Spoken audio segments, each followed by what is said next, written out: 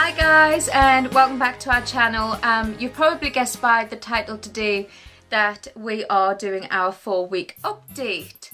So those of you that haven't already seen, we are expecting child number 6.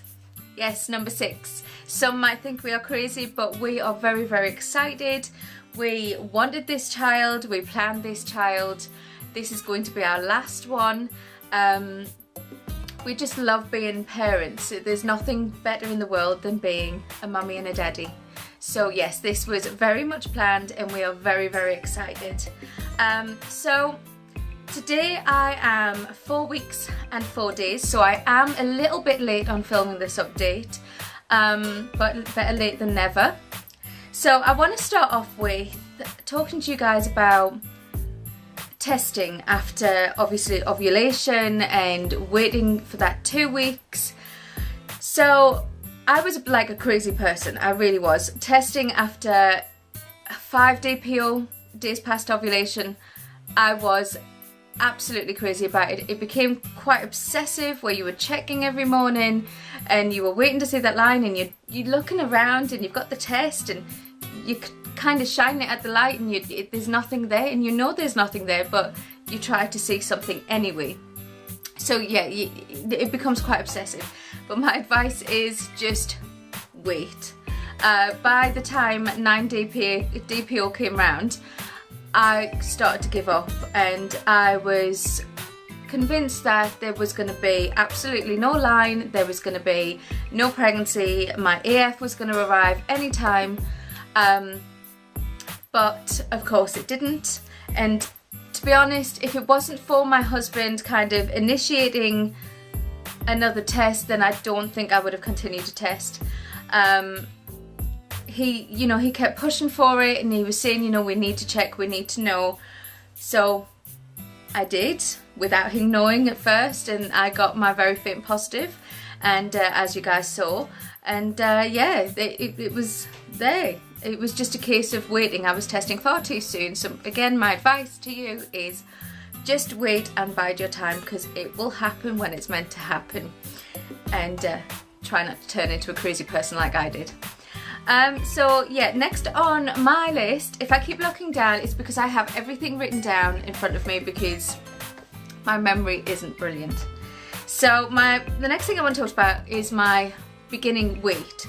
Now, as you've seen in the past, I am not a small girl. I have always been chunky. I have always had a little bit of extra wobble on my hips. So I have lost some weight. I used to be, well, if I go right back to my heaviest weight, I was 250 pounds, or just over actually.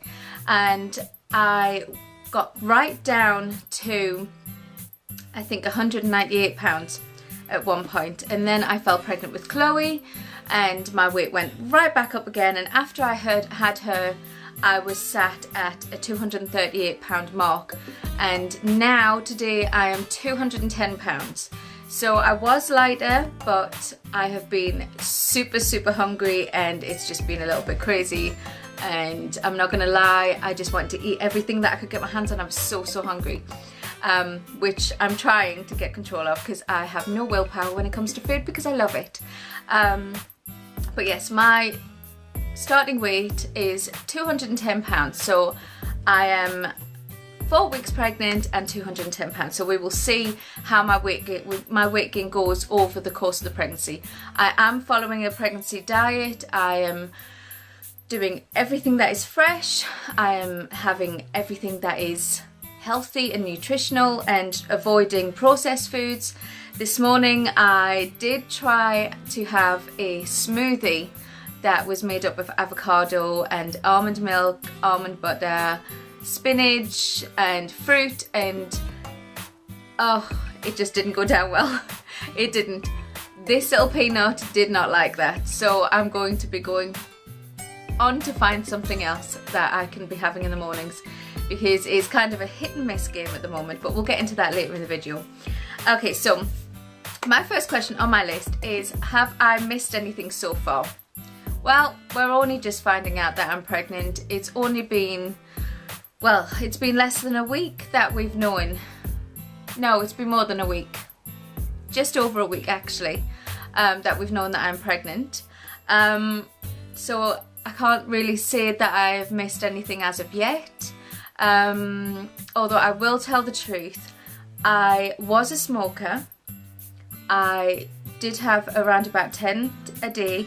It was a terrible habit, but as soon as we found out that I was pregnant, I put those down and I haven't touched them and I haven't looked back.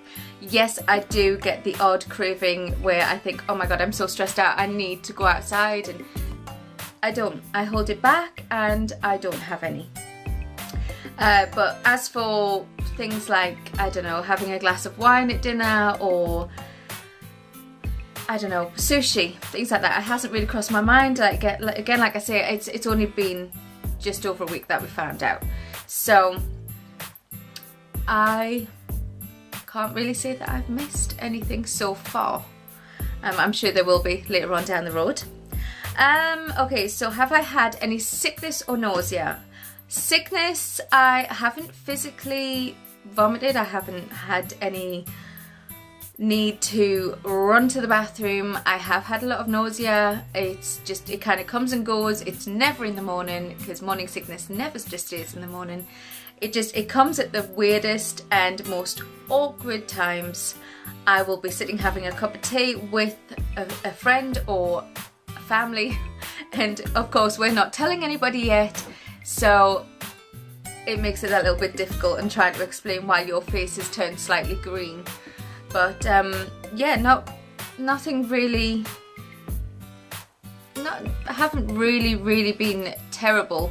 With my last pregnancy, I could barely move off of my sofa. I was so sick and I had a horrible metal taste in my mouth and it was just absolutely dreadful. But touch wood, I have not had any of that this time.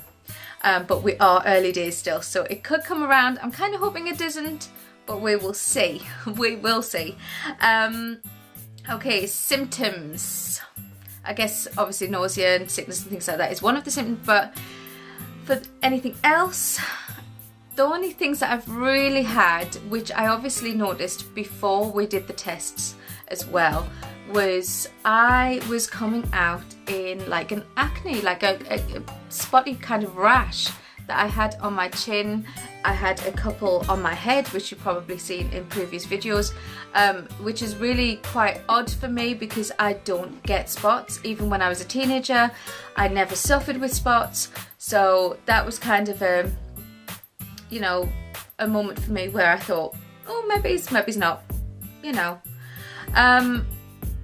Bloating. I have had a lot of bloating. My tummy is really bloated, and obviously like I've said, I'm not a small girl, so I don't have the smallest washboard tummy in the world, but I can tell when I'm bloated, and it's kind of when you put your trousers on and you can't get that button fastened, and it makes it difficult. So I might look all dressed here, but I'm actually wearing pajama bottoms underneath this camera. I have pajama bottoms on because they are comfortable. I'm not going anywhere today, so that's what happens when you're filming. You wear pajama bottoms or tracksuit bottoms underneath the camera. Okay, so fatigued. I have been very fatigued, very tired. I will go to bed at 9 o'clock, and surprisingly, as tired as I am, I don't go to sleep. I have a mix of fatigue, tiredness, sleepiness, whatever you want to call it, and insomnia. So I am super tired. You probably noticed by the handbags that are hanging underneath my eyes, but I can't sleep. I cannot sleep. For love nor money, I cannot sleep. I try to get comfortable. I'm too hot, I'm too cold, I'm not on the right side. Kevin sometimes even gets kicked out of the bed because I feel as though I can't have him next to me. It's so very frustrating. And to be honest, I have had that through every pregnancy that I've had. I have always been very uncomfortable. Early on, late on, whatever part of pregnancy it is, I've always come to a point where I don't want anybody to touch me, and I just can't get comfortable. So yeah, I am tired, but I can't sleep. So that's kind of the worst symptoms that I have at the moment, because I just want to sleep. Anything else? No, not really. I don't think so. I haven't really had any sore boobs or anything like that. I mean, they've been a little sensitive, but nothing that would make me go, oh, don't touch. Not that anybody touches them anyway. But yeah, no, I think that's pretty much it for the symptoms. It is early on, so I'm sure that will change later on down the line. Cravings. Okay. Cravings. The only really thing that I am craving is fluids. Water, juice, anything that is really icy cold. I could just drink it until my heart is content. I am so very thirsty. The minute I get up in the morning, I am running for the juice in the kitchen, or I keep a flavoured water, a distilled flavoured waters that I keep in the fridge. I will run for those in the morning. I do find plain old water very, very boring, so I tend to get the no calories flavoured waters and keep those in the fridge. But that is pretty much it. I don't, apart from, you know, fancying something and be sitting there very randomly saying, oh, I fancy that, I wouldn't really call it a craving. I did wake up at like 2 o'clock in the morning, and like I said, I can't sleep, so I'd been asleep for about half an hour, and I'd woke up thinking it was morning and it was only 2 o'clock, and I had the biggest urge to have nachos with the cheese sauce. And obviously I don't keep that kind of thing in the house, so I didn't have any, but all the way through the day I really wanted that. But again, I don't think it's a craving. I think it may be far too early for a craving, but I think that's the only real thing that was there, apart from being really, really thirsty all the time. Okay, so worries and excitement. Now, worries, I do have quite a few worries, because I do have pernicious anemia. I'm completely B12 deficient, so at the moment I am unclear on what supplements I'm supposed to be taking. Obviously we have prenatal vitamins that we're supposed to have, but until I get word from my doctor, I really, really don't know what I'm supposed to be taking. I actually have to call them this morning and get some blood test results to find out where my B12 levels are standing, so I will be able to go from there and the doctor can advise me on what is the best thing to do, because obviously low B12 during pregnancy can cause many complications, and you know, I think it causes things like spina bifida and neural tube defects, things like that, which obviously is spina bifida, and obviously, you know, I want to avoid those as much as any parent does, so I really need to kind of tread carefully and do exactly what my doctor tells me to do. I am worried about giving birth to this child. I know I have a long way to go, but I'm really worried about it because the last labour that I had was absolutely excruciating. Chloe was born very quickly in the back of an ambulance on a main road on our way to the hospital, so it was cold, it was traumatic, and all of the pain that I had was in my back and in my hips, and I'd never experienced anything like that before, and it was unbearable. I think that was the only pregnancy, the only labour that I'd really screamed at somebody, because that hurt so much. I did it without any pain relief. Obviously it was all a very quick thing that happened, so there was no choice in having no pain relief. So I'm kind of worried about that. How's it going to go down? Am I going to be induced? You know, am I going to be just letting it go on its own? Again, B12 deficiencies can cause premature labour, so that's a worry too.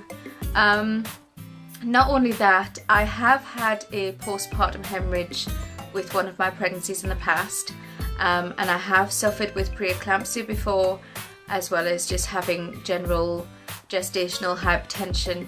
So there is all these little worries in between, and because I'm having my 6th child, I think I'm known as a grand multiple.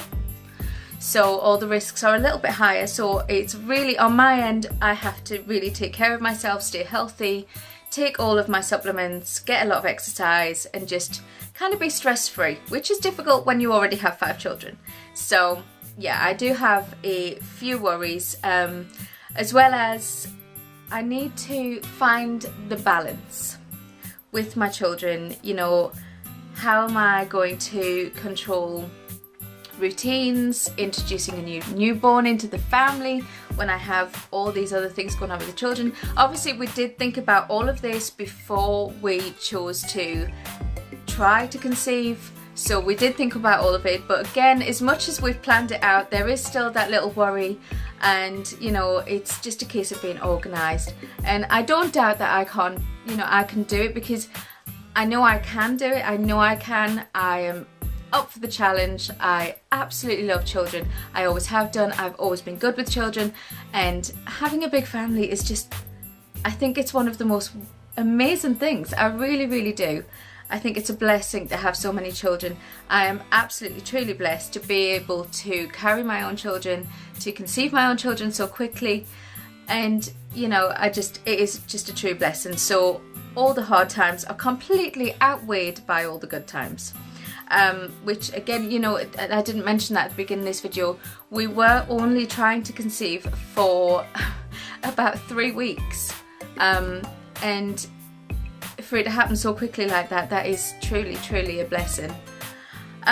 Okay, so I think the excitement, what do I say? You know, now the excitement of it is meeting this tiny little person, finding a name, finding out the character of this person. Is it going to be a girl? Is it going to be a boy? We don't care. It could be one of each, and we'd still be absolutely over the moon. We really would be. I can't tell you how excited we are for this little bean to turn up. We have actually nicknamed it, at the moment it's called Peanut, because, well, we don't know what it is. It's very, very early, but we've called it Peanut. It was an accidental nickname that my husband came up with. He was sitting there and he said, "Oh, it's a little peanut," and that just kind of stuck, and now it's a peanut. It's not even anywhere near the size of a peanut, but it's a peanut. We're just really, really excited. If we've been talking about whether it could be multiple children or just one in there. I did get told by a clairvoyant that I was going to be having twins before I was 32. So whether or not that comes true is the question. If it's twins, then we'll be just as happy. It will be a little bit crazy, but we will be happy. But I really do think it's just one in there. We don't have many twins in our family. I think the only set of twins we've ever had in our family goes like way back down our family line somewhere, and I only got told that from a family member, and so I don't really know if it's true or not, so who knows. But yeah, so at the minute I'm feeling really good. I am tired. I am tired, but that's neither here nor there. We are really excited. We haven't told anybody yet. We're going to keep it under wraps until we feel a little bit more comfortable with telling people. Obviously we want to get past that first trimester where everything is still a little bit iffy, which I'm sure a lot of people do. So we're going to wait until that 12-week mark to tell everybody, which is a long way, and it's so difficult to not tell people. Especially when they're asking questions. Why can't you have a glass of wine? Why can't you eat this? Why don't you want to go out here? You know, it's difficult, and you have to come up with so many excuses, and I don't think it's going to be long until somebody actually catches on and realises what's going on, because, well, I have 5 children already. They just expect me to be pregnant now. So anyway, I hope you enjoyed this video, and if you liked it, please give a thumbs up. I will be dropping another video for my 5-week update when that comes around, and yeah, I will speak to you guys soon. Love you all. Bye. Mwah.